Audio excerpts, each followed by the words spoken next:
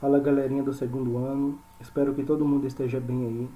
No vídeo de hoje a gente vai estar abordando o tema desenvolvimento tecnológico e mudanças no mundo do trabalho, tá bom? Vamos fazer a contemplação aqui de alguns slides sobre esse tema e mais à frente a gente vai fazer a correção das atividades da semana 3 do PET 4, tá certo? Então fica aí junto com a gente e bora dar início aqui a esse vídeo. As relações de trabalho e a sociedade. As relações de trabalho estão ligadas às nossas relações sociais e à nossa realidade material. O trabalho é a atividade por meio da qual o ser humano produz a sua própria existência. Essa afirmação condiz com a definição de Karl Marx quanto ao que seria o trabalho. A ideia não é que o ser humano exista em função do trabalho, mas é por meio dele que produz os meios para manter-se vivo. Dito isso, o impacto do trabalho e do seu contexto exercem grande influência na construção do sujeito. Assim, existem áreas do conhecimento dedicadas apenas a estudar as diferentes formas em que se constituem as relações de trabalho e seus desdobramentos na vida de cada um de nós. Não seria difícil, então, de se imaginar que, quando as relações de trabalho alteram-se no fluxo de nossa história, as nossas estruturas sociais também são alteradas, principalmente a forma como se estruturavam nossas relações, posições na hierarquia social, formas de segregação e, em grande parte, aspectos culturais erguidos em torno das relações de trabalho. O trabalho no decorrer da história. Tomemos como exemplo o rápido processo de mudança que atingiu os países europeus no início do século XVIII, o qual hoje chamamos de Primeira Revolução Industrial. As relações de trabalho, anteriormente, eram fortemente agrárias, constituídas dentro do âmbito familiar. O ofício dos pais era geralmente passado aos filhos, o que garantia a construção de uma forte identidade ligada ao labor a que o sujeito se dedicava. O indivíduo estava ligado à terra, de onde tirava seu sustento e o de sua família. A economia baseava-se na troca de serviços ou de produtos concretos, e não no valor fictício agregado a uma moeda. Da mesma forma, o trabalho também estava agregado à obtenção direta de bens de consumo, e não a um valor variável de um salário pago com uma moeda de valor igualmente variável. A estrutura social era rígida, com pouca ou nenhuma mobilidade para os sujeitos, ou seja, um camponês nascia e morria camponês, da mesma forma que o nobre nascia e morria nobre. As mudanças trazidas pelo surgimento da indústria alteraram profundamente o sentido estabelecido para o trabalho e para a relação do sujeito com ele.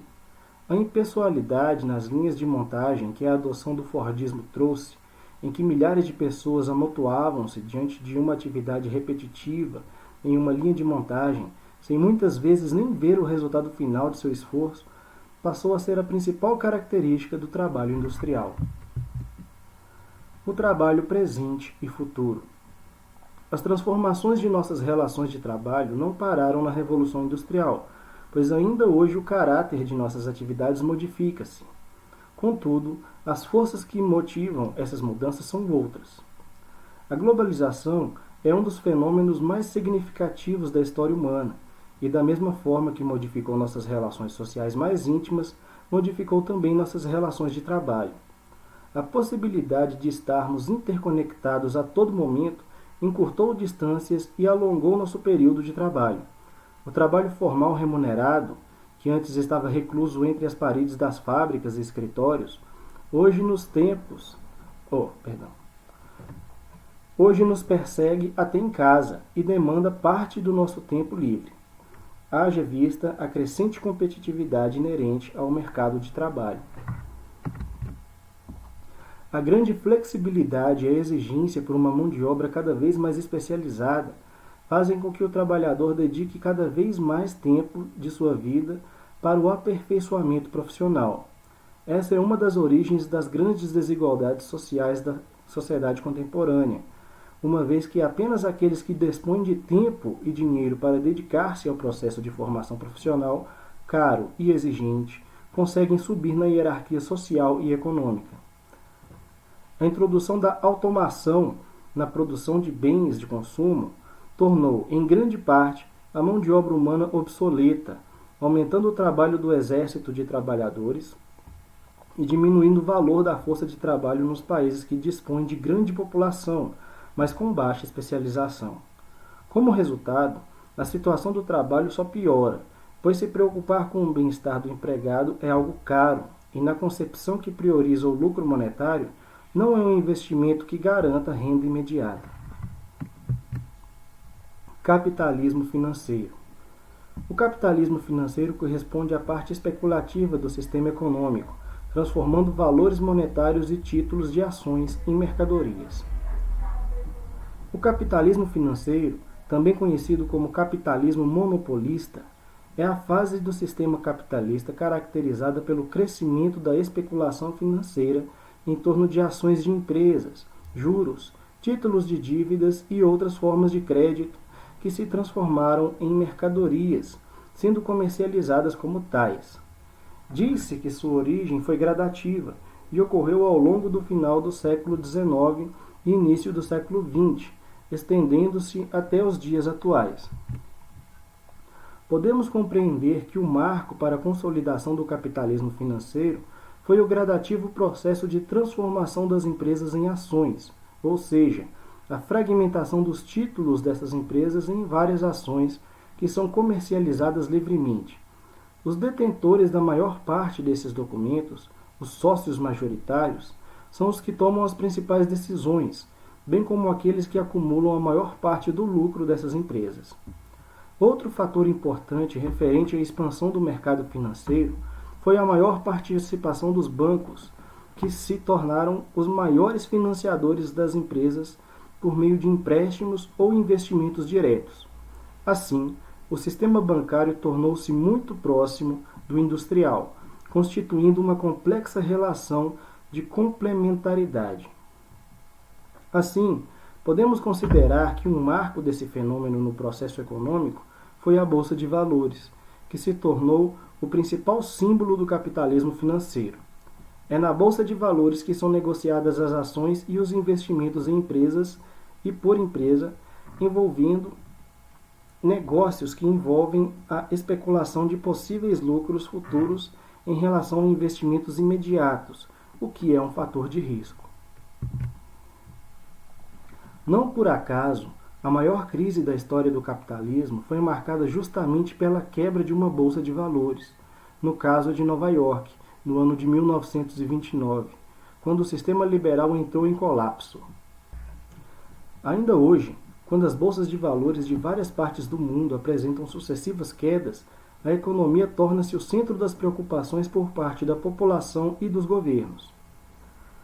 O fato de essa fase do capitalismo também ser chamada de monopolista refere-se ao processo de concentração de capitais e de mercado nas mãos de poucas empresas. Afinal, a comercialização de direitos e ações sobre indústrias e instituições provoca a compra de uma marca pela outra, que passa a controlar parte do mercado. Assim, quando um grupo econômico passa a controlar várias empresas que não necessariamente atuam no mesmo segmento, diz-se que esse grupo formou uma holding. Um exemplo de holding é a Ambev, que controla várias empresas ligadas ao ramo de bebidas. Outro exemplo é a PepsiCo, que controla empresas de vários ramos alimentícios, entre outros inúmeros casos. Essas holdings passam a controlar o mercado, ou pelo menos grande parte dele, fazendo com que muitos considerem essa prática uma forma de monopólio ou oligopólio. Além da formação e expansão das holdings, observa-se também a fusão entre empresas, o que chamamos de trusts. Um exemplo de trust é a união entre os bancos Itaú e Unibanco, ou, mais antigamente, entre a empresa sueca Electrolux e a brasileira Prosdóximo, essa última incorporada primeira. Outro caso foi a união entre a Sadia e a Perdigão, além de muitos outros exemplos. Capitalismo informacional. Há diversos autores que afirmam ter surgido uma nova fase do sistema capitalista, o capitalismo informacional. Esse termo foi elaborado pelo sociólogo espanhol Manuel Castells e difundiu-se rapidamente como uma nova forma estrutural que se expandiu em substituição ao sistema financeiro. No entanto, podemos considerar que o capitalismo financeiro e o informacional são duas formas econômicas que coexistem atualmente. O segundo surgiu a partir das necessidades do primeiro. Afinal, com os avanços dos meios de transporte e comunicação, o sistema financeiro expandiu-se por todo o mundo, passando a exigir cada vez mais das tecnologias novas formas de interação e comercialização, além de transferências de capitais e informações em tempo real. Ok, turma? Agora vamos iniciar aqui a correção das atividades do PET 4 na semana 3, ok?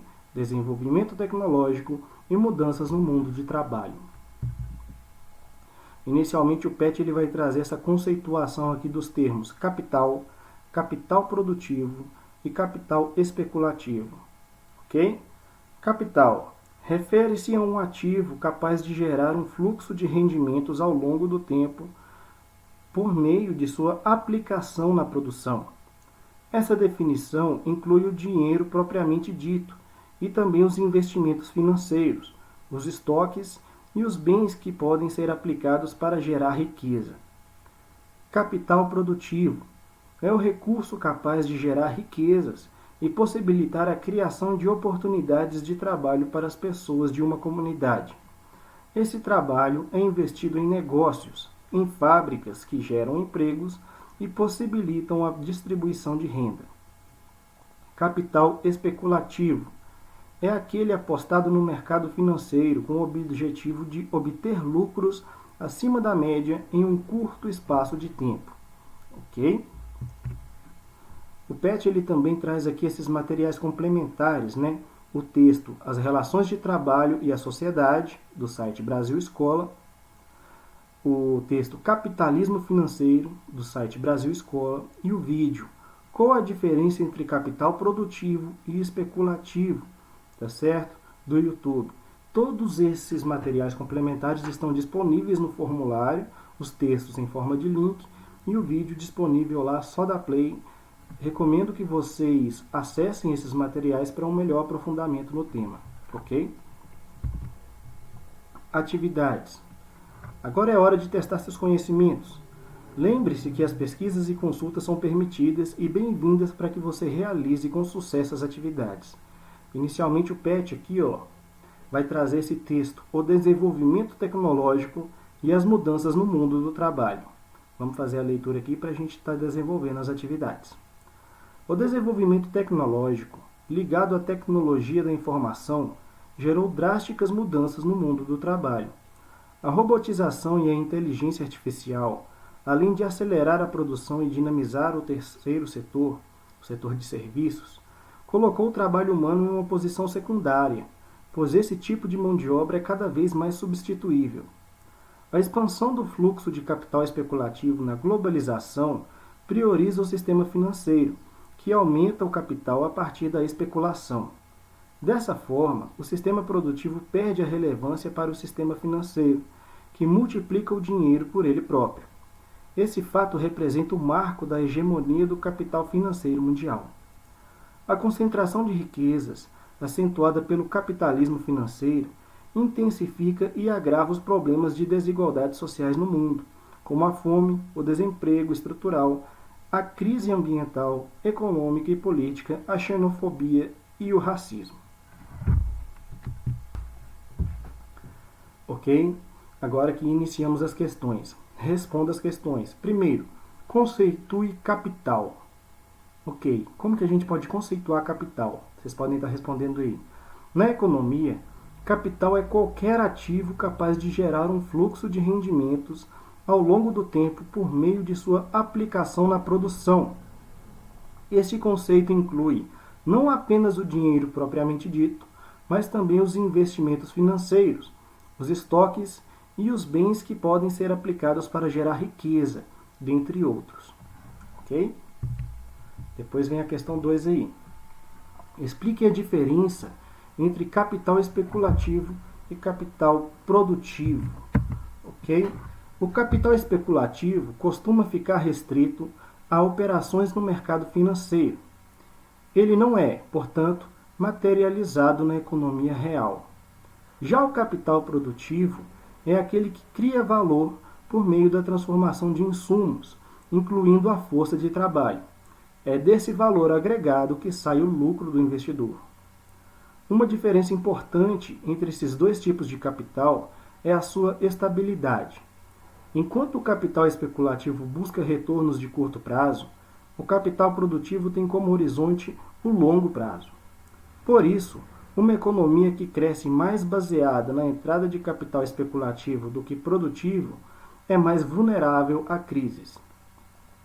Isso acontece porque o capital especulativo é volátil. Em um mundo marcado pelos rápidos fluxos internacionais, o capital especulativo pode deixar um país em massa com a mesma velocidade com que entrou. Já o capital produtivo é alocado em investimentos como plantações, fábricas ou outros tipos de empresas e, por isso, tem menos mobilidade. Em caso de um esfriamento da economia, é mais fácil vender ações e transferir o dinheiro do que tomar a decisão de desistir de uma operação mais complexa de produção. Ok? Agora a questão 3. Cite algumas mudanças ocorridas no mundo do trabalho com o desenvolvimento tecnológico. O que vocês podem estar respondendo aí de acordo com o texto? O desenvolvimento tecnológico, ligado à tecnologia da informação, gerou drásticas mudanças no mundo do trabalho. A robotização e a inteligência artificial, além de acelerar a produção e dinamizar o terceiro setor, o setor de serviços, colocou o trabalho humano em uma posição secundária, pois esse tipo de mão de obra é cada vez mais substituível. Ok? A questão 4 aqui. Qual a prioridade do capital especulativo? O que vocês podem estar respondendo aí? O capital especulativo é aquele que é investido visando apenas a obtenção rápida de lucros. Ele não oferece ganhos para a economia, pois seus lucros não são gerados por meio do trabalho ou da produção. A atividade especulativa, em geral, gera lucros em operações de compra e venda. O alvo dessas operações podem ser moedas, commodities ou ativos financeiros, como ações ou outros títulos. O capital especulativo não passa, portanto, pelo processo produtivo. Isso significa que seus investimentos não geram empregos, não são destinados à compra de matérias-primas e equipamentos e não aumentam a oferta de produtos no mercado. Em suma, o capital especulativo não movimenta a economia como um todo. O capital especulativo se vale da especulação financeira. O conceito de especulação financeira diz que ela é uma aposta na valorização de um ativo com o objetivo de se obter lucros acima da média em um curto espaço de tempo. Por definição, o capital especulativo é aquele que é apostado no mercado. O detentor desse capital detém informações, privilegiadas ou não, que o fazem acreditar na valorização de um determinado papel, bem ou título, em um futuro próximo. Com base nessa crença, o investidor adquire esse ativo e espera por sua valorização, colocando-o à venda assim que ela for verificada. Seu lucro equivale à diferença entre o preço da compra e da venda. O aumento do capital, portanto, não tem relação com nenhum tipo de produção ou benfeitoria. Um exemplo de atuação de capital especulativo é o sobe e desce na bolsa de valores e nas cotações de câmbio em virtude de notícias políticas, como o crescimento de determinado candidato nas pesquisas eleitorais. Ok? A questão 5 aqui. Quais as consequências da concentração de riquezas acentuada pelo capital financeiro para a sociedade? O que vocês podem estar respondendo aqui de acordo com o texto? A concentração de riquezas acentuada pelo capitalismo financeiro intensifica e agrava os problemas de desigualdades sociais no mundo, como a fome, o desemprego estrutural, a crise ambiental, econômica e política, a xenofobia e o racismo. Ok? Espero que essa aula tenha sido produtiva de alguma forma para vocês e até a semana que vem. Obrigado.